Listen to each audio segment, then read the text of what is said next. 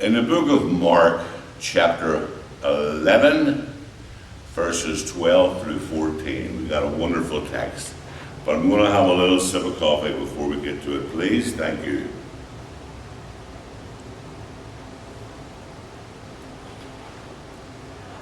The last week of his earthly ministry, he begins his triumphant entry into the city of Jerusalem, the city that he set his face as flint to go to. Now this was a bold and deliberate announcement.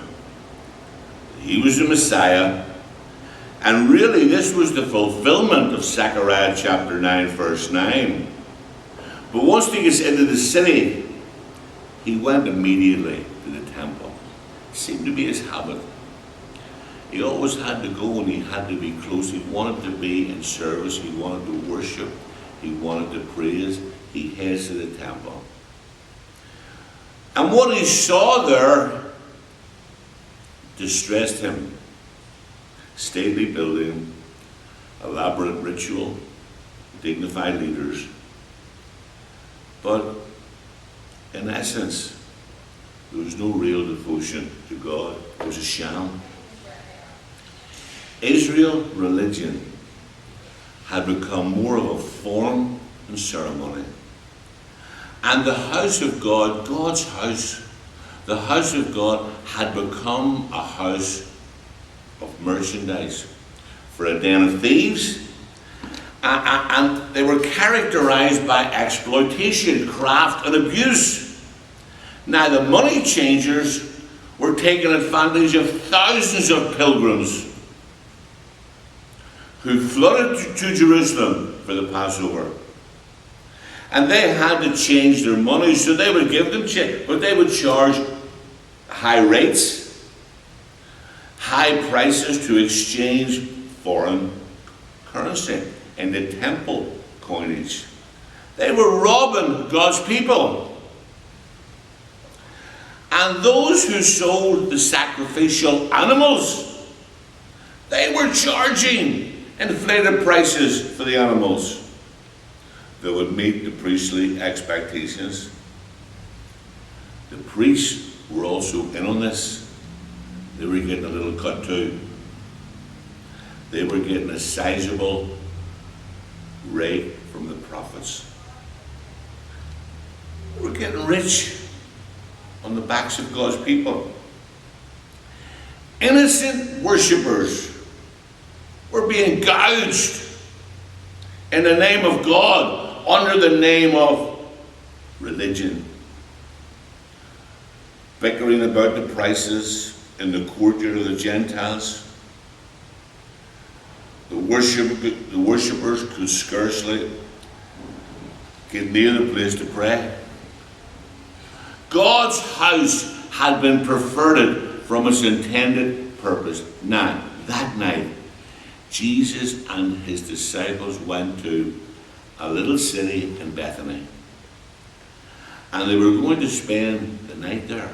But early in the morning, he headed back to Jerusalem. And as they walked, they grew hungry. In a distance, he saw a fig tree. And he walked up to the tree to pick some fruit for breakfast. But the tree had all the signs of aliveness, wholesome, sweet fruit, everything else. But it was covered with leaves. And as he pushed back the leaves, there was no fruit. There was no fruit. Nothing but leaves. So when Jesus saw this, what did he do? He pronounced a curse upon the tree. Never again will this tree bear fruit. Never again. So he and the disciples continued their journey to Jerusalem. He is into the temple, and again he sees the injustice. He turns over the money changers. You know, it's hard to separate a man from his money. But he walked in, no hesitation, upended the tables. wonder who walked out. Oh, he's mad. He's mad. He threw his Bible down. He's mad. I wonder who walked out. I wonder who was mad at him. He drove them out along with the animals. Matthew 21 verse 13 says, my house shall be called a house of prayer. A house of prayer. That evening they returned to Bethany after cleaning out the temple. The fig tree withered, dried up from the roots. And the disciples were astonished. And Jesus said, Mark 11 verse 22, have faith in God.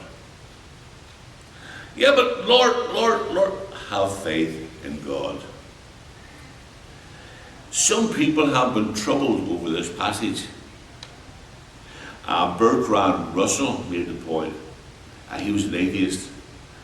And he says, I question the character of Jesus. A good man wouldn't do that in the temple. Make a little cord, even if it was light whips or whatever. A good man wouldn't upend it. Jesus was a good man. And he turned the tables upside down, right side up. And many find this disturbing. Surely, what was wrong with him? Why did he curse the fig tree? Was he up too early? Did he not get enough sleep?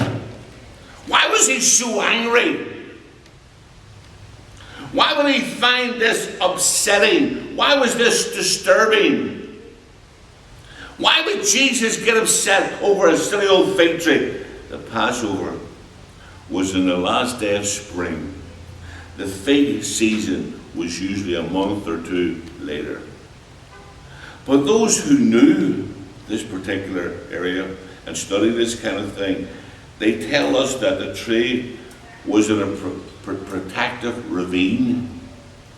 And they were surrounded, the Mount of Olives, and they were sheltered from the cold, and they received abundant moisture, and the fruit would often come early. And the fruit was there day in and day out, but Jesus comes along and there is no fruit. More importantly, in Israel, the fruit on the tree always exceeded the leaves. Jesus, what are you trying to tell us here? Getting to the point, this is almost over. It was the commentary of religious life in Israel. They had all the outward trappings, just like some churches today. They had all the trappings of religion, but no real faith. The doors are open. Come in, come in, come in. But there's no concern for the poor. No holiness in their life. They'd rob their grandmother for $1. They'd rob their grandmother if they could get $1 off her. No sense of mission to the world. Israel's religion was nothing but leaves. All show, but no substance. Ritual without reality. Profession without practice.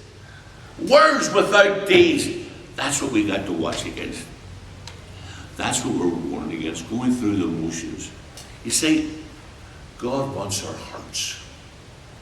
And when he gets our hearts, he's got everything. Until he gets our hearts, he's got nothing. I love you. I'm glad to be with you. Keep on looking at our YouTube, please. We enjoy having you talk to us and communicate with us. Have a great, wonderful, wonderful day.